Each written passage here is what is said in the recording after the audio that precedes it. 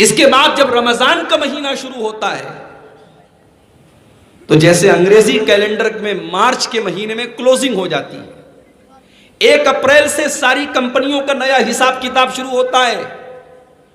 اللہ تعالیٰ کے یہاں ہماری زندگی کا حساب کتاب رمضان سے شروع ہوتا ہے۔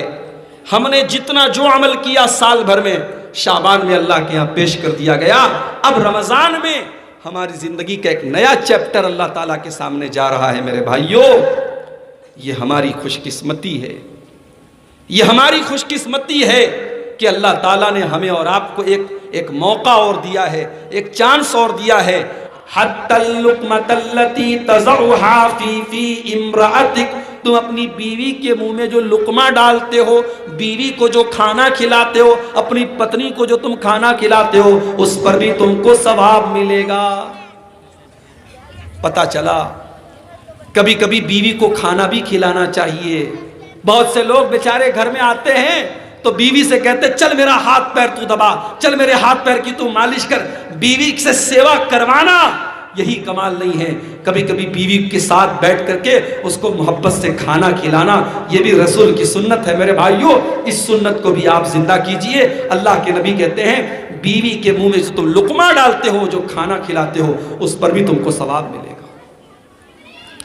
تو سب سے پہلے کس کو دان کرنا ہے؟ اپنے رشتہ داروں کے اوپر، اپنے بیوی بچوں ماتا پتا، ان کو تم ان کے اوپر خرچ کرو۔ اس کے بعد اگر آپ کے خاندان میں کوئی غریب ہے، ضرورت مند ہے، تو آپ سب سے پہلے اپنے خاندان، اپنے پریوار، اپنے گھر میں جو دیکھیے آپ کا چاچا ہے، آپ کا تایا ہے، آپ کے خاندان کا کوئی آدمی ہے، اگر وہ غریب ہے، وہ کمزور ہے، اس کو مدد کی ضرورت ہے، پہلے آپ اپنی زکوٰۃ اس کو دیجئے، اس کو دان کیجئے، اس کی مدد کیجئے۔ اس کو آپ جب مدد کریں گے آپ کو ڈبل ثواب ملے گا، دان کرنے کا ثواب بھی ملے گا، اور ایک رشتہ داری اور سمبند جو آپ اس کو قائم کیے ہیں، رشتہ داری کو جو نبھائے ہیں، اس کا ثواب بھی آپ کو ملے گا۔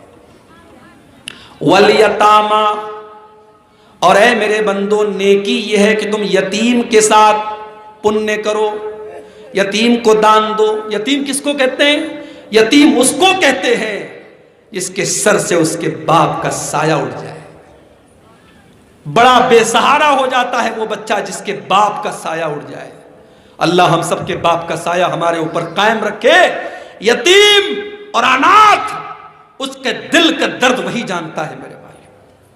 اور چونکہ ہمارے نبی اناتھ تھے، یتیم تھے، ہمارے نبی پیدا ہوئے تو باپ کو آپ نے نہیں پایا، اور 6 سال کی عمر میں آپ کی ماں بھی دنیا سے چلی گئی، اس لیے ہمارے نبی سے بڑھ کر کے یتیم کا اور اناتھ کا درد کون سمجھ سکتا ہے؟ اسی لیے اللہ کے نبی فرماتے ہیں انا وکافر الیتیم کہاتین، آپ اپنی دونوں انگلیوں کو ایسے دکھا کر کے، ایسے پردرشت کر کے آپ کہتے ہیں کہ یتیم کی پرورش کرنے والا، یتیم کا پالن پوشن کرنے والا، یتیم کا خیال رکھنے والا جنت میں میرے ساتھ ایسے رہے گا جیسے یہ دونوں انگلیاں ایک دوسرے کے ساتھ اٹیچ ہیں، جڑی ہوئی ہیں، ایک دوسرے سے لگی ہوئی ہیں، وہ جنت میں میرے ساتھ رہے گا جو کسی یتیم کی پرورش کرنے والا ہوگا۔ تو یتیم کے ساتھ آپ بھلائی کرو۔ مگر آج کیا ہوتا ہے؟ یتیم بھتیجے، اگر یتیم بھتیجا ہے، بھائی کا انتقال ہو گیا، تو وہاں ہمیں فوراً شریعت کا مسئلہ یاد آ جاتا ہے کہ اگر بھائی باپ کی زندگی میں بیٹا مر گیا تو اب اس بیٹے کا کوئی حق نہیں ہے، تو یتیم بھتیجے کا کوئی حق نہیں ہے۔ اس یتیم بھتیجے کو در در کی ٹھوکر کھانے کے لیے ہم چھوڑ دیتے ہیں۔ اتنے بے رحم اور اتنے ہم دیا اور اتنے ہم دیا سے اتنے دور ہیں اور اتنے کرور ہو چکے ہیں، اتنے بے رحم ہو چکے ہیں کہ اس یتیم بھتیجے کو ہم در در کی ٹھوکر کھانے پر مجبور کر دیتے ہیں۔ یاد رکھیے میرے بھائی، ٹھیک ہے شریعت کا مسئلہ ہے، باپ کی زندگی میں بیٹے کا انتقال ہو گیا تو پوتا ڈائریکٹ اپنے دادا کی پراپرٹی کا وارث نہیں بنے گا، مگر شریعت نے تعلیم دی ہے ایسے موقع پر کہ دادا اپنے اس یتیم پوتے کو اپنی پراپرٹی میں 1/3 1/3 تک وصیت کر سکتا ہے، اور چاچا لوگوں کو بھی چاہیے کہ اپنے یتیم پوتے کے ساتھ ناانصافی نہ کرے۔ اگر یتیم کا مال آپ نے کھایا تو اللہ قرآن میں کیا کہتا ہے؟ ان الذین یاکلون اموال الیتامی ظلما انما یاکلون فی بطونہم نارا، جو لوگ یتیم کے اوپر اتیاچار کرتے ہیں، اس کا مال ناجائز طریقے سے کھاتے ہیں، وہ اپنے پیٹ میں جہنم کی آگ بھرتے ہیں۔ تو اللہ نے کہا والیتامی، یتیم کو دان کریں، والمساکین، اور مسکین کو دان کیجئے۔ مسکین کس کو کہتے ہیں؟ مسکین اس کو نہیں کہتے جو بھیکاری ہوتا ہے، جو سڑک پہ سب سے بھیک مانگتا ہے۔ مسکین اس کو کہتے ہیں جو بیچارہ ہے تو ضرورت مند ہے، اس کے گھر میں چولہے میں آگ نہیں جل رہی ہے، اس کے بچے بھوکے ہیں، اس کے بچوں کے پاس ڈھنگ کے کپڑے نہیں ہیں، مگر وہ بیچارہ غیرت والا ہے، عزت والا ہے، اس کا آتم سمان، اس کی سیلف ریسپیکٹ اس کو اجازت نہیں دیتی کہ وہ کسی کے آگے ہاتھ پھیلائے، وہ مسکین ہے۔ ایسے لوگوں کی مدد پہلے کرو، ایسے لوگوں کو دیکھو سماج میں، اور اگر ایسے لوگ ہیں تو پہلے ان کی مدد کرو۔ ہر آدمی دوسروں کے سامنے ہاتھ پھیلانا نہیں چاہتا میرے بھائی۔ والمساکین، مسکینوں کو دان کرو، وابن السبیل، اور مسافر کو دان کرو۔ یو پی کا کوئی آدمی بنگال میں آیا، بیگ چوری ہو گیا، پرس چوری ہو گیا، سامان چوری ہو گیا، اپنے یو پی کے اندر وہ لکھپتی بھی ہو، اگر آپ کے گاؤں میں، آپ کے شہر میں آ کر کے اگر وہ ضرورت مند ہو گیا تو آپ اس کی مدد کرو۔ اور بعض علماء کہتے ہیں کہ وابن السبیل کا مطلب ہے جو مہمان بن کر کے، اتیتھی بن کر کے آپ کے گھر میں آیا ہے تو مہمان کے اوپر آپ خرچ کیجئے۔ مہمان اور اتیتھی اگر آپ کے گھر میں آیا ہے تو ماتھے پر بل نہیں پڑنا چاہیے میری ماں بہنوں، بلکہ مہمان کا سواگت کرنا چاہیے، مہمان کی عزت کرنی چاہیے، مہمان کو اچھا کھلانا چاہیے، مہمان کو خوش کرنا چاہیے۔ اللہ نے کہا وابن السبیل، مہمان کے اوپر بھی تو اپنا پیسہ خرچ کرو۔ والسائلین، اور آپ کے گھر پہ جو مانگنے والے بھکاری آتے ہیں، جو ضرورت مند آتے ہیں، جو عورتیں آتی ہیں، جو بچے آتے ہیں، جو بڑے آتے ہیں، ان مانگنے والوں کو بھی آپ دان کیجئے۔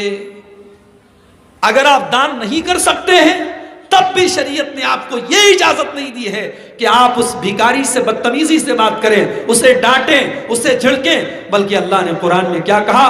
وَأَمَّا السَّائِلَ فَلَا تَنْهَرْ، اے نبی اگر سائل کو، اگر بھکاری کو، اگر مانگنے والے کو دینے کے لیے آپ کے پاس کچھ نہیں ہے تو پریم سے کچھ میٹھی بات بول کر کے اسے رخصت کر دو، اسے ڈانٹو مت، اسے جھڑکو مت، اسے تیزی کے ساتھ بات مت کرو۔ وَفِي الرِّقَابِ، اور اللہ نے کہا دان کیجئے گردن کو چھوڑانے میں۔ پہلے کے دور میں غلامی کا دور چلتا تھا، مرد اور عورت غلام کے طور پر بکتے تھے مارکیٹ میں، بازار میں، تو اسلام نے غلام سے آزاد کرانے کے لیے دان کرنے کا حکم دیا۔ آج بھی بہت سارے بے قصور لوگ جیل میں سڑ رہے ہیں، آپ اپنی زکوٰۃ کی رقم سے، اپنے صدقہ خیرات سے، اپنے دان سے ان بے قصور لوگوں کو چھوڑانے میں ان کی ہیلپ کر سکتے ہیں، ان کی مدد کر سکتے ہیں۔ وَأَقَامَ الصَّلَاةَ، اور نیکی یہ ہے کہ تم نماز قائم کرو۔ غور کرو میرے بھائیوں، میری ماں بہنوں، نماز پڑھنے کا حکم نہیں ہے، نماز قائم کرنے کا حکم ہے۔ نماز قائم کرنے کا مطلب یہ ہے کہ آپ رات میں 2 بجے تک بھی اگر جلسہ سن رہے ہیں اور صبح 5 بجے فجر کی اذان ہو رہی ہے، اپنی آنکھوں کو ملتے ہوئے آپ اٹھیں کہ نہیں صاحب نماز کے بعد ہم سو لیں گے لیکن نماز نہیں چھوڑیں گے۔ نماز قائم کرنے کا مطلب یہ ہے کہ آپ کلیا چک سے اور اپنے 16 مائل سے آپ کلکتہ گئے ہیں، اور کلکتہ میں آپ جب پہنچے ہیں ظہر کی اذان ہو رہی ہے، آپ نے وہاں جا کر کے نماز پڑھی لیکن آپ نے نماز کو چھوڑا نہیں ہے۔ نماز قائم کرنے کا مطلب یہ ہے میرے بھائی، نماز کوئی بوجھ نہیں ہے، نماز کوئی بوجھ نہیں ہے، نماز تو مومن کے دل کا سکون ہے، کیونکہ جس نبی کا کلمہ ہم پڑھتے ہیں اس نبی کی آنکھوں کی ٹھنڈک، اس نبی کی آنکھوں کا سکون نماز میں تھا۔ اس نبی نے فرمایا जुइलत कुर्रतु ऐनी फिस्सलाह, मेरी आंखों की ठंडक नमाज है। उस नबी ने फरमाया या बिलाल अरहना बिस्सलाह, ऐ बिलाल जल्दी से अजान दे दो, जल्दी से नमाज खड़ी कर दो ताकि हमारे दिल को सुकून मिले। उस नबी ने अपने अंतिम समय में, अपनी वफात के पहले, अपनी मृत्यु के पहले, अपने आखिरी समय में उस नबी ने अपनी उम्मत को क्या शिक्षा दी, क्या तालीम दी? अस्सलाह अस्सलाह, ऐ मेरी उम्मत के लोगों नमाज की पाबंदी करना, नमाज को मत छोड़ना। तो नमाज कायम करना है। अब कोई अगर ये पूछे मौलवी साहब, एक आदमी नमाज भी पढ़ता है और साथ में जुआ भी खेलता है, एक आदमी नमाज भी पढ़ता है और साथ में ज़िना भी करता है, एक आदमी नमाज भी पढ़ता है और झूठ भी बोलता है, तो नमाज पढ़ने से क्या फायदा हुआ? तो मेरा जवाब यह है कि तू नमाज पढ़ तो रहा है मगर तेरी नमाज अल्लाह ताला के यहाँ कबूल नहीं हो रही है। तू खाना तो खा रहा है मगर खाना एक तरफ से खा रहा है और एक तरफ से तेरे शरीर से निकल जा रहा है। खाने का तेरे शरीर को कोई फायदा नहीं होता है। उसी तरीके से अगर आप नमाज पढ़ते हैं और नमाज पढ़ने के बावजूद अगर आप झूठ बोल रहे हैं, आप ज़िना कर रहे हैं, आप हराम खा रहे हैं, इसका मतलब कि आपकी नमाज आपको कोई फायदा नहीं पहुंचा रही है। क्यों? क्योंकि नमाज का तो काम है इन्नस्सलात तन्हा अनिल फाहशाई वल मुनकर, बेशक नमाज आपको बेहयाई से रोकती है, बेशक नमाज आपको गलत कामों से रोकती है। अगर नमाज पढ़ कर के भी हम गलत कामों से नहीं रुकते हैं, बेहयाई से नहीं रुकते हैं, इसका मतलब ये हुआ कि हम और आप नमाज पढ़ तो रहे हैं मगर नमाज हमारे दिल के ऊपर असर नहीं कर रही। वह अक़ामस्सलाह, नमाज कायम करो। वह आतज़्ज़काह, और नेकी का काम अगर करना चाहते हो